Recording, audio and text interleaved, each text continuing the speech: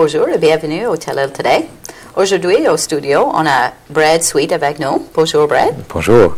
Bienvenue au Tellel. Merci beaucoup. Et bienvenue au île, madame. Je sais que tu es ici une couple de mois, Esther? Oui, depuis le mois de juin dernier. Oh, déjà? Oui, déjà. Wow. Ouais. OK. Avant qu'on commence, où est-ce que tu viens? Puis, Okay. Ben, moi, je viens des origines dans la vallée de Annapolis. OK. Je suis né à Windsor, mais j'ai grandi à Halifax, dans le North End. Ma famille a déménagé pendant ma jeunesse pour un travail pour mon père. Puis, j'ai grandi là, j'ai suivi les écoles primaires, secondaires, puis premier diplôme universitaire à l'Université de King's College à Halifax. OK. Ouais. Puis, j'ai fait une décision de continuer avec les études. On fait un bac en sciences de l'éducation pour devenir enseignant dans les écoles publiques. J'ai pas trouvé un emploi, donc j'ai décidé d'aller en Afrique pour travailler dans une école de l'Armée du Salut en Zambie.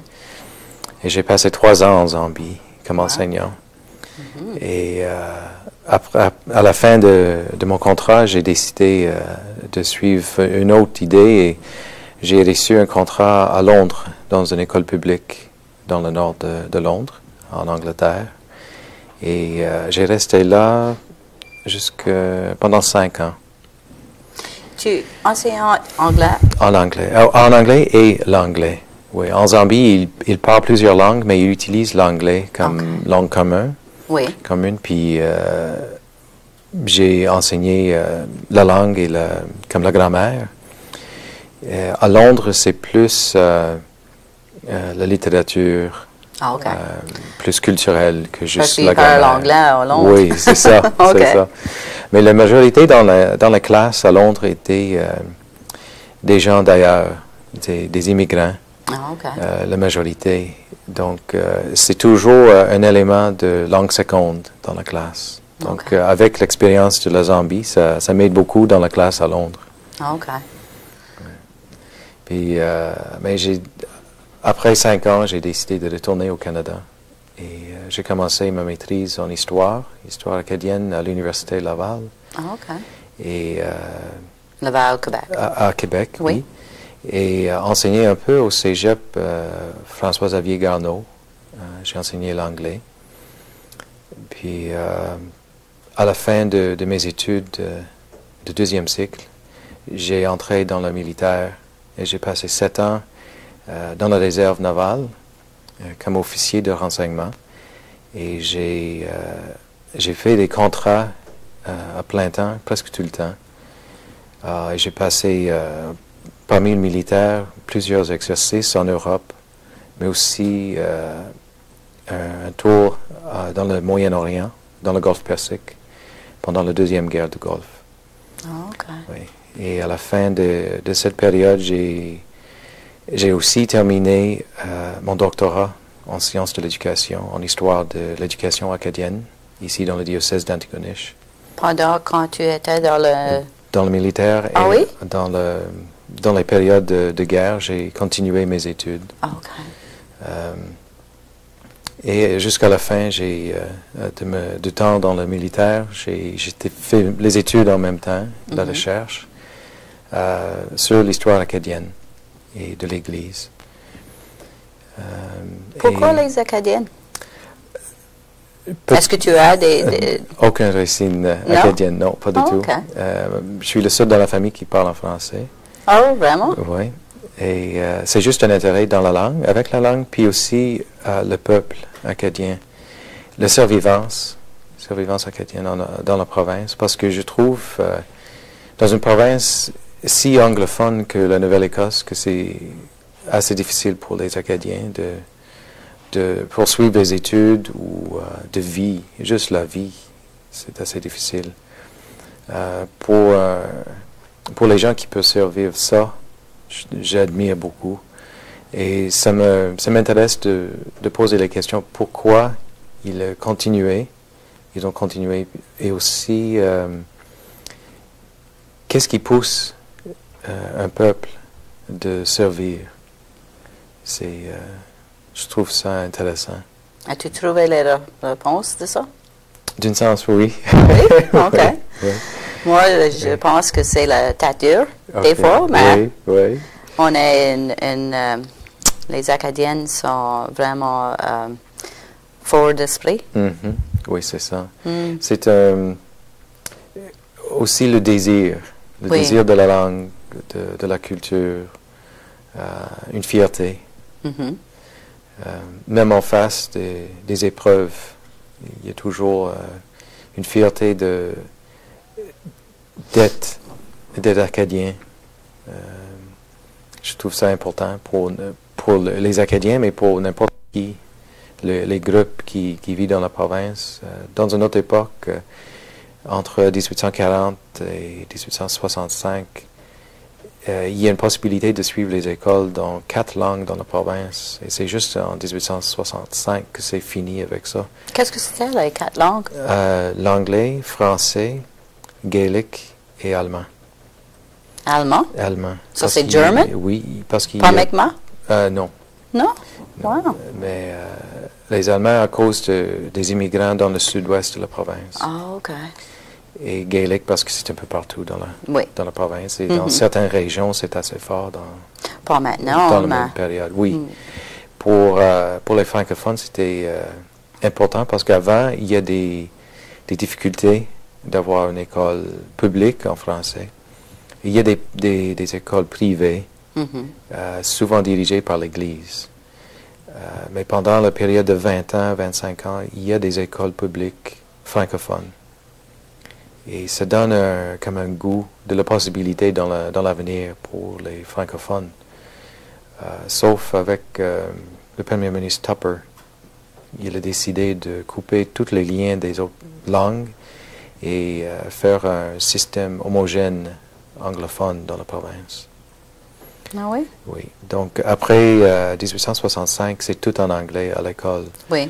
Mais il y a des possibilités, parce que dans les comtés comme Richmond, c'est assez loin d'Halifax, des centres de pouvoir. Il y a des gens qui dirigent les écoles francophones.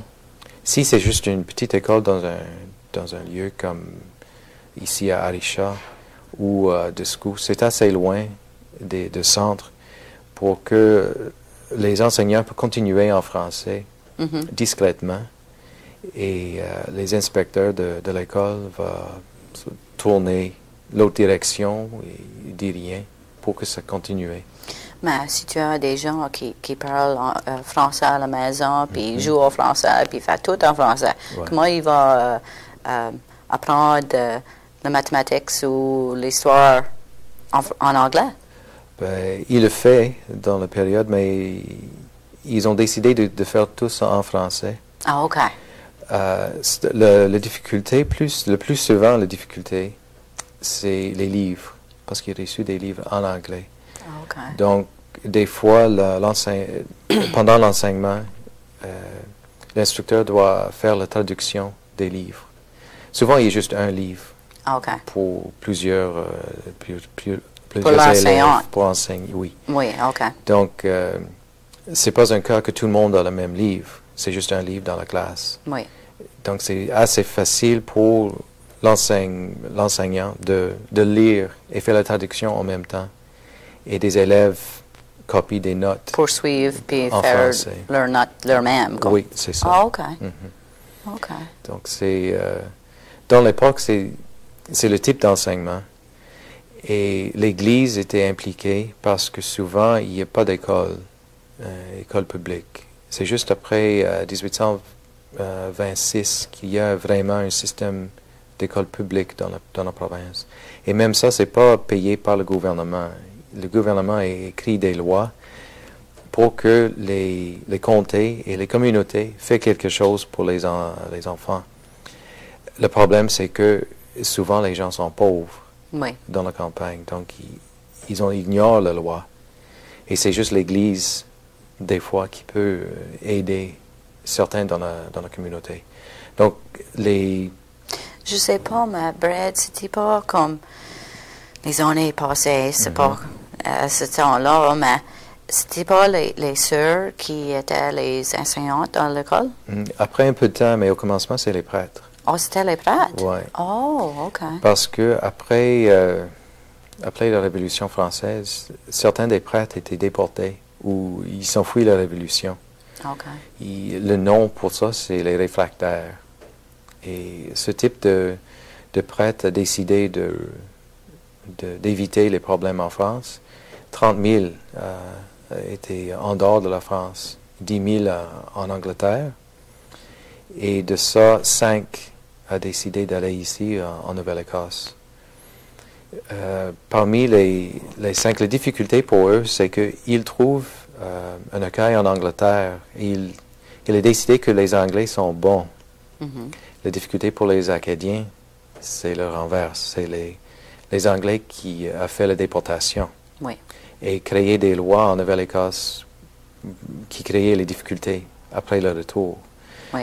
Donc, il y a un conflit au sein des communautés. S'il y a un prêtre réfractaire qui aime l'Angleterre, il veut que les Acadiens acceptent les Anglais. Et les Acadiens, avec leur histoire et leurs difficultés. En dehors de ça, il y a des possibilités de rapprochement. Des prêtres réfractaires dans les communautés à faire un travail comme les autres prêtres, sauf que c'est en français, le pastoral, les sacrements. Mais souvent, c'est juste un prêtre pour presque un diocèse. Le taille du diocèse d'Antigonish a juste un prêtre pendant plusieurs décennies. Le Jamtel, François le Jamtel, a passé de 1792 à 1819 ici à Arisha. Mais il est resté ici dans le village la plupart du temps en hiver parce que c'est trop difficile à déménager, travailler ailleurs. Mais le printemps, l'été et l'automne, il a passé la plupart du temps partout dans l'île, pas l'île Madame, mais l'île du Cap-Breton, parce qu'il était seul. Oui, avant qu'on a commencé aujourd'hui, on a parlé un petit peu avant, là, puis tu m'as dit que il était, qu'est-ce que c'est le réfractaire? Le réfractaire oui. De tout Cap-Breton, oui. Guysborough County et Antigonish, et Antigonish, oui.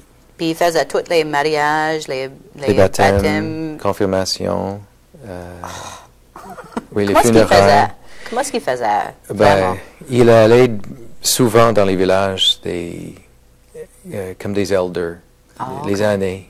Oui. Parce que s'il y a juste lui pour tous les diocèses, il ne peut pas faire exactement tous. Sauf le moment qu'il arrive dans un village, ils ont déjà préparé. Quelqu'un était avant lui pour avertir tout le monde que le prêtre arrive. Okay. Donc tout le monde qui a besoin de mariage ou un baptême, de confirmation, ils ont arrivé au même lieu dans le village s'il n'y a pas d'église, peut-être dans une grande maison. Mais pour l'enterrement? Il s'est déjà fait, mais il fait peut-être quelque chose après pour bénir ce qu'ils ont fait, parce qu'il ne peut pas laisser si tu le décides en janvier, tu es terré à ce temps-là, et après, dans le printemps, quand le prêtre vient, il fait un funérail, une messe pour le funérail. Wow. Donc, souvent, des choses sont réglées après. Par exemple, ici, à Arisha West, il y a la Croix Blanche. Oui. Cette croix était le lieu où les gens de région d'ici, et peut-être plus qu'ici, l'Ardoise, Rivière-Bourgeois, tout le monde ensemble, était ici pour faire les prières, faire ce qu'on appelle une messe blanche. C'est comme une messe sans le prêtre et sans l'Eucharistie. C'est comme une lecture de la parole de Dieu. Ils suivent la messe, sauf cette partie de l'Eucharistie. Ça donne... c'est comme tout le monde attend. On attend le moment qu'il y a un prêtre. Pour plusieurs endroits en Nouvelle-Écosse, spécialement ici dans le diocèse d'Antigonish, dans l'époque, il n'y a pas de diocèse dans cette époque-là, il fait quelque chose comme ça, de prier ensemble, parce que c'est comme une façon de rassembler tout le monde, Oui. garder la foi, garder la langue et la culture. C'est comme ici à Arisha-Ouest, assez proche pour tout le monde, Oui. pour que les gens puissent arriver par bateau, marcher jusque-là et faire les prières ensemble les dimanches. Je pense que ça m'a pas pour prier et te mettre ensemble comme ça, mais comme un social gathering aussi, parce que si tu en as des parentés de Louisdale, vraiment, il y a des fois que tu peux pas les voir pour des mois. C'est ça. C'est une façon de une mettre tout le monde parenté à ensemble. une bébé ou de quoi de même, Oui. tu peux reçu les nouvelles. C'est ça, oui. Comme. Oui, c'est une façon. Wow. Et pour des comtés comme Richmond, assez disparu d'une sens sur la côte, c'est une façon de rassembler tout le monde. Oui. Et le moment qu'il y a un prêtre, il y a encore une messe. Et ici, sur l'île Madame, c'est ici à Arisha qu'il y a une église, pas la même église qui est ici maintenant, mais une petite église. Après, il y a une paroisse, une mission fondée à Descousse, c'est le deuxième sur l'île. Donc il y a un lieu sur l'autre côté de l'île Madame pour les gens de la côte nord d'une sens et aussi de Rivière-Bourgeois, Nordoise. Et pour le sud, ici à Arisha. OK. Et c'est le premier prêtre, le Jamtel, a fait beaucoup de travail La comme ça. première l'église sur l'île Madame, c'était à Arisha. Arisha. Le deuxième était à Descousse. Oui. Oh, OK. Puis West Arisha West, puis Petit de Grasse, c'était après ça. Après, oui. Oh, OK. Arisha West, 1863-64 et Petit de Gras, 1904. C'est assez loin après, mais assez proche. Même pour Arisha West, c'est assez proche pour faire... et peut-être ici, mais ils ont divisé en deux. Parce que le même temps que Père Le Jamtel était ici, ils ont possédé une maison à Arisha West, juste dans la campagne pour avoir un peu de temps seul, en dehors de la paroisse. Et le prêtre Jean-Baptiste Alain, qui était sur les îles île Madeleine et Châtillon, a passé un peu de temps ici. Il était malade. Et ils ont décidé que lui est mieux placé à Arisha West. Donc il y a deux prêtres, deux lieux. Même s'il n'y a pas de messe là-bas, il est là et il a enseigné. Parce que les prêtres, comme j'ai expliqué, souvent les prêtres sont impliqués dans l'enseignement. Oui. Et souvent ils sont le plus éduqués. Et leur travail inclut d'une sens l'enseignement parce qu'il enseigne le catéchisme. Donc il peut utiliser le catéchisme pour enseigner le français, l'alphabet, peut-être les chiffres, parce qu'il peut parler des sacrements, les 7 sacrements, il peut démontrer la façon de compter. Ça instruit les enfants et avec ça, ça peut continuer dans les communautés. À la fin de l'époque de Le Jamtel, je crois que les Acadiens étaient peut-être le plus éduqués dans la région à cause des prêtres et le travail qu'ils ont fait.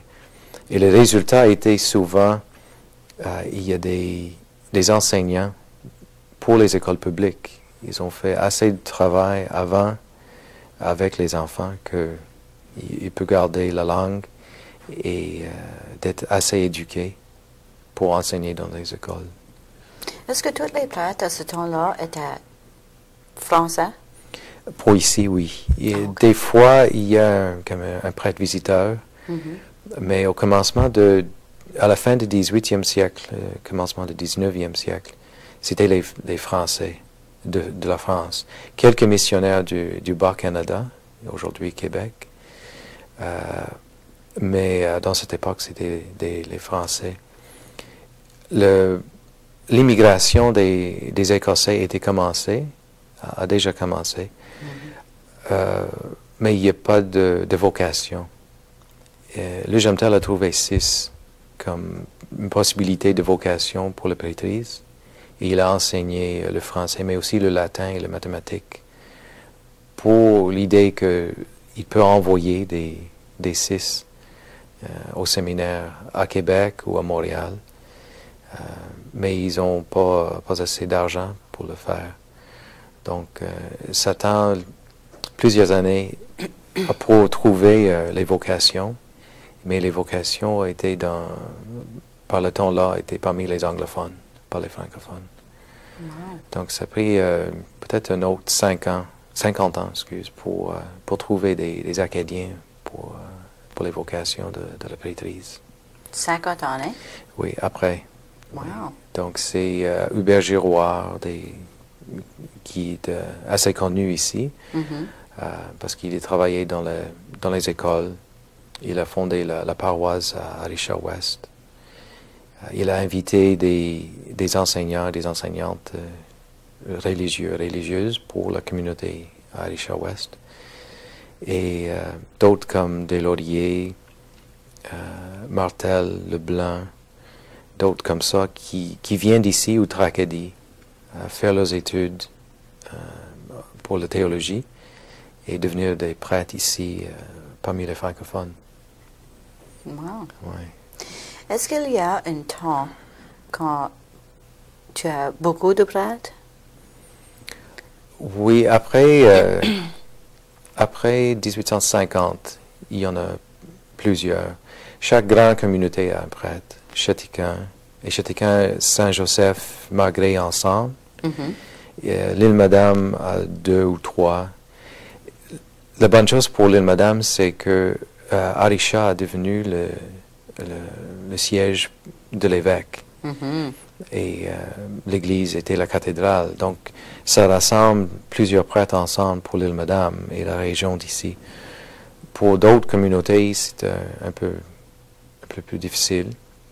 Sydney était plus petit que Arisha dans l'époque, mais ils ont un prêtre. Le moment que la population était assez grande, ils ont trouvé ou essayé de trouver un prêtre de la même langue, ou quelqu'un qui peut parler plusieurs langues. Okay. Anglais et gaélique ensemble, ou français et gaélique ensemble, ou Mi'kmaq, souvent avec des réserves à côté. Ils ont besoin de la langue Mi'kmaq.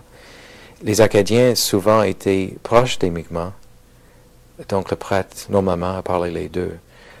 Le Jomtel a parlé un peu de Mi'kmaq, mais les autres qui le suivent a parlé plus. Souvent, il fait un peu d'études dans le sud-ouest, à Meteghan, avec Percy Going, pour apprendre le Mi'kmaq, puis retourner dans la région pour travailler à Chapel Island et dans d'autres coins. Makagama et des Oui, autres c'est communautés qui ont des Mi'kmaq. Mhm. Oui. Tu as fait un été, je pense, ou peut-être pas plus, au Louisbourg, c'était? L'été dernier, j'ai fait un peu de recherche sur les rassemblements des Mi'kmaq et des Français de l'époque de Louisbourg dans la colonie d'Île Royale. Juste, c'était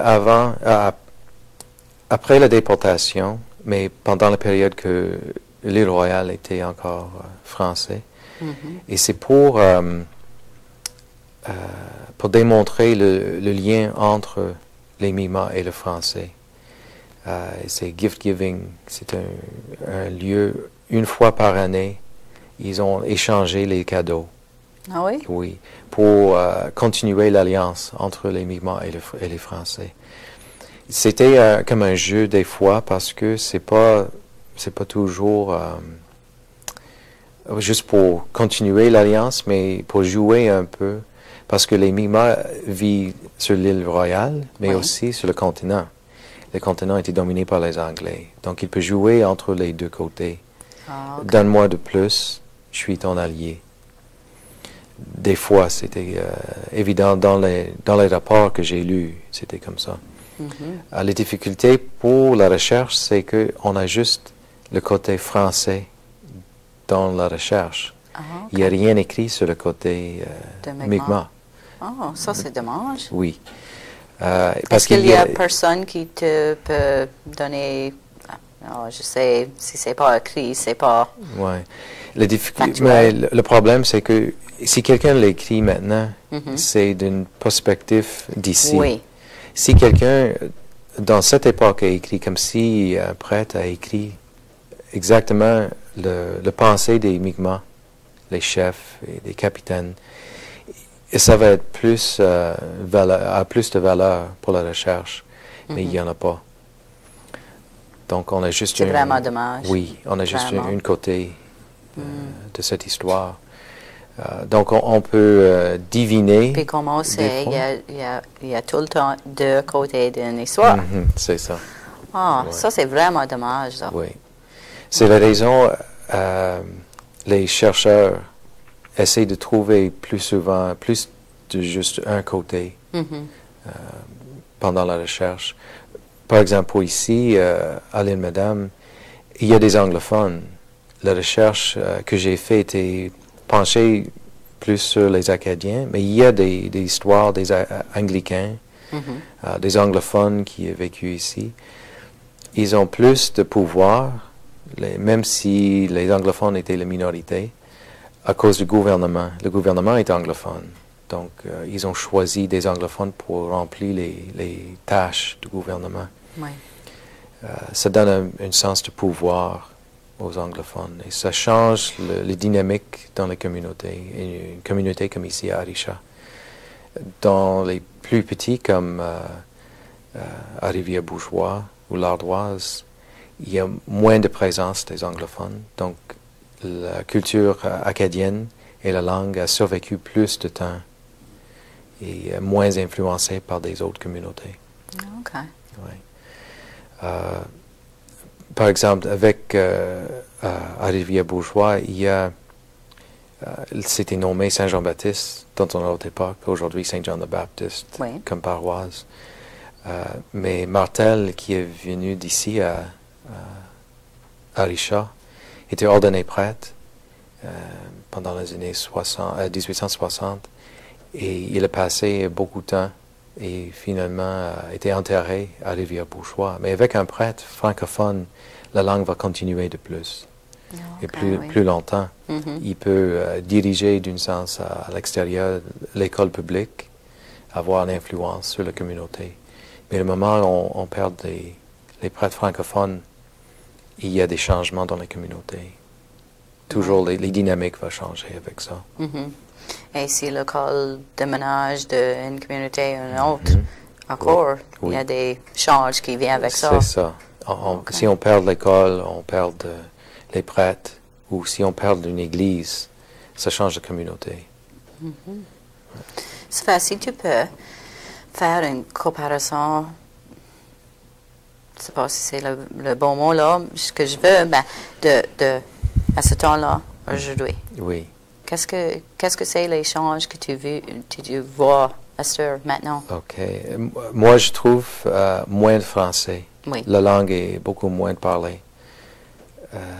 L'Église a changé beaucoup. Pas juste à cause du Vatican II ou le pastoral d'aujourd'hui. C'est à cause comme une perte de foi souvent. Les gens sont moins à l'Église. L'Église a parlé les deux langues, pas juste français maintenant. Et c'est peut-être un sens que la communauté a laissé une chose, une partie de la culture. Parce que avant, c'est toujours lié, la langue, la culture et la foi. Le moment que les gens ont trouvé qu'ils ne vont pas perdre la foi s'ils perdent la langue, et ça change la communauté. Oui. Et les gens ont continué d'être catholiques, même s'ils parlent en anglais. Avec le mélange des anglophones et francophones dans les familles, ça change encore la communauté. Il y a des bonnes choses en même temps, mais c'est juste des changements qu'on peut noter. Si on voit les résultats dans les écoles, les archives, les records faits par les enseignants, on a vu un changement des noms des enseignants de français à l'anglais plus souvent. on peut noter, même au milieu du 19e siècle, s'il y a, juste dans parce que c'est juste une école, s'il y a un enseignant francophone pour un an, le plupart du temps, c'est des francophones à l'école. Si on change l'enseignant pour un anglophone l'année prochaine, c'est les anglophones à l'école. Wow. Mais pas les deux en même temps. Oui. Mais le moment qu'il n'y a pas assez d'argent pour avoir deux enseignants, Oui. et on reste avec un français ou en anglais, Oui. la langue va changer Oui. pour la communauté. Wow. Wow. Et toujours C'est un vraiment jeu. intéressant, mais Ouais. je pense qu'on a une autre histoire pour une autre journée Oh, ici. sûrement. Sûrement. On peut parler des écoles et des enseignants. Oui, oui. Est-ce qu'il y a de quoi que tu veux ajouter aujourd'hui avant qu'on finisse? Non, peut-être c'est juste intéressant qu'il y a une histoire si riche ici à l'île Madame. Je trouve depuis 10 ans de recherche que on peut faire des thèses juste dans une communauté, pas nécessairement juste de l'île, mais une thèse sur Arisha ou sur Discus ou Petit de Gras, une mine de sources pour faire la recherche. Donc j'espère qu'il y a d'autres personnes intéressées, même parmi les gens d'ici, de continuer avec l'histoire, parce que souvent c'est les anglophones de l'extérieur qui font la recherche. On a besoin des Acadiens de faire la recherche aussi, avec un autre point de vue. Oui. Ouais. Ben, merci beaucoup de rentrer aujourd'hui, Brad. Puis merci pour regarder Tell It Today. Si vous avez des suggestions, tu peux m'appeler ici au 226-1928. Merci encore de regarder Tell It Today. Je suis Rhonda Leblanc.